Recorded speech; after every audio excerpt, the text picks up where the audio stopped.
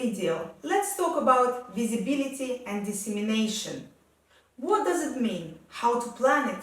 Who must do it? Let's find out. So visibility and dissemination activities are very important in any organization, non-profit, profit, youth.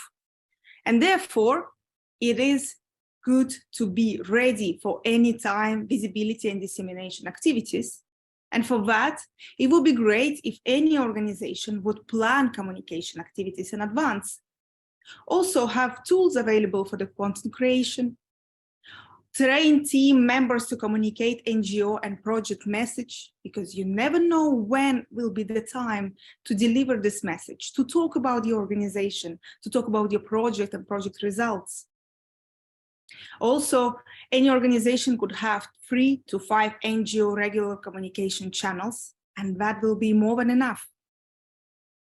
It would be great to grow your NGO audience via regular communication, to engage your target audiences, to keep them informed, interested, and motivated to follow you in the future, and maybe to become one of your sponsors or partners. Also, analyze and measure communication results at least once a year. Take a look, especially if you're using digital tools, on your data. Take a look, how can you transform that analysis and data into something bigger? Maybe you need to get rid of something, and maybe you can add something to your communication strategy. And not to become a content creation factory, you can always recycle what you've got already. So what about the planning? Planning can be done simply or moderately or in a very difficult way. It is up to your organization how you decide to continue with it. Yeah, how much resources do you have, how much skills and competences you have, and also motivation to do so. But let's take an easy scenario. So a planning can be connected to annual events, for example. It can be holidays of your team or your country or your religion or any community you belong to. It can be deadlines, for example, like in our Erasmus Plus youth community, our content depends a lot on the deadlines of Erasmus and European Solidarity Corps program. Because before that and after that, we communicate with our target audiences, we create useful materials for them, inform about some changes or flash news about deadlines or application forms. There might be in your field something important, what you celebrate, for example, 1st of June or International Day of Happiness. You need to take a look into your calendar and see how can you connect with those annual events your work. Another type of source for ideas would be any trend reports. So every year, some organizations, non-for-profit and also business, they create trend reports. Yeah. So what will be in trend? What actions? What days? What fonts? What anything basically. So to follow those trends, it's very important, because as we see very often in organizations, especially in those where the communication strategy is not so strong, some very outdated materials, websites, social media, which is not in trend anymore, where it looks very old and not professional, and this has to be eliminated. You have to follow the trends to see what's great now, how people talk now, what colors do they use, what language do they use, and so on. Annual content plan. It could be great source of ideas for you. If you make your annual content plan once, you can recycle it every year. You can just amend, delete, add something, and it will be great for you to follow the plan every year in the same pace. Also, recycle your content. As I said, annual content plan is great, but you can also repeat those messages or videos or a post you did for specific dates in your calendar.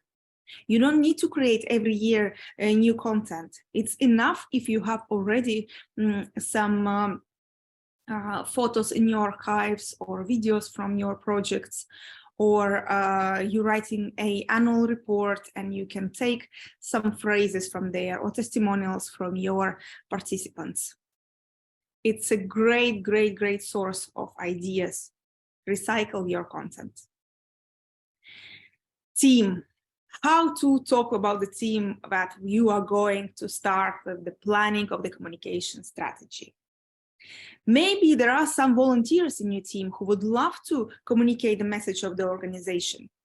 Maybe they just need a little bit of training, or maybe they need a little bit of practice. Yeah, there might be mistakes and maybe not immediately it will be amazing, but your team is there and they can try to be involved in the communication plan. You can share roles. If it's not one person, maybe you can share among your team who will be in charge of newsletter, who will be in charge of talking to journalists, who will be in charge of website, and so on. If we talk about a project where you have several partners, you can always share it among your partners, or you can choose one partner who will be in charge of the whole communication or dissemination strategies. You need resources, time, finances, tools. It all needs to be available for the team members, for the projects to be used to. And for this, of course, it would be good to invest in some tools for the team and invest a time, dedicate some slots in your work plan for the content creation. Content creation itself, content production, for example, websites or content like photos, videos, texts, and so on for your communication with your target groups. It takes time. It takes time, it takes resources, you would need tools. So how to handle it if you're a small little newcomer organization? A web, you don't need to be a web designer to do it. There are so many now opportunities to do it through website builders like Wix, for example, or Tilda, or WordPress templates, and so on. But if you don't know how to do it, you can always delegate it. You can find freelancers through such platforms like Fiverr, for example, and you can ask them to make a code or do the whole web for you. You can always buy or use some apps for gamification, for some content for your website, some details, yeah? Also through those freelance platforms, you can find people who would be your copywriter, for example. It's great to have one copywriter who would know your tone of voice, who would know your messages, who would know your mission and vision of your organization. So you don't need to repeat every time about all this to a new person. Or if you don't want to work with any copywriters and you think you can do it yourself, that's also great. I really recommend you to download Grammarly, and you also, if you are an officially registered NGO, you can apply for a premium package, which will be very handy if you're writing your text yourself. I use it for everything, from emails to the application forms. It's an editor who will help you to have a professional language with no mistakes and so on. Also, recently we saw how artificial intelligence, for example, like ChatGPT, came into our life, and now many people are using it for writing emails or writing proposals, writing presentations, or even application forms. There is nothing wrong in using those chats. Why not? These helpers came into our life, but you still have to understand how to work with them. And after, of course, don't forget to read through what the chat proposed to you and amend it according to your style. About the image and sound, Of course, it's very, very time consuming and very expensive. So for this, you could have a person who would do your image and sound, photo, video, and podcasts maybe, and or you can just go to archives or stocks and buy those photos, videos, or some of them are free, but don't forget to say thank you to the content creators who are sharing those archives with you. Some templates are all available online, annual reports where you can get inspiration for your content. So yeah, content production is not easy, but practice makes you a master for sure. Let's talk about the results of Erasmus Plus and ESC projects. When you sign your contracts with the national agency who supported your idea, you can see that there are requirements for the communication, dissemination, and exploitation of your results. Let's see what it means. So communication is informing about projects and their results. Dissemination is describing and making results available for use. And exploitation is how you're making use of your results. Yeah. And when you're going to plan this in advance, your campaign for communication, dissemination, exploitation, you can create a strategy of a project. And I can suggest a very simple 5 steps for any project is applicable, where first step number 1 would be to define communication objectives. Step number 2 would be define target audiences with whom you're going to talk. Step number 3, create key messages for each target audience, because the messages will be different. Step number 4, choose activities and channels. Step number 5, set success indicators and analyze them on the way. Let's see what it can mean.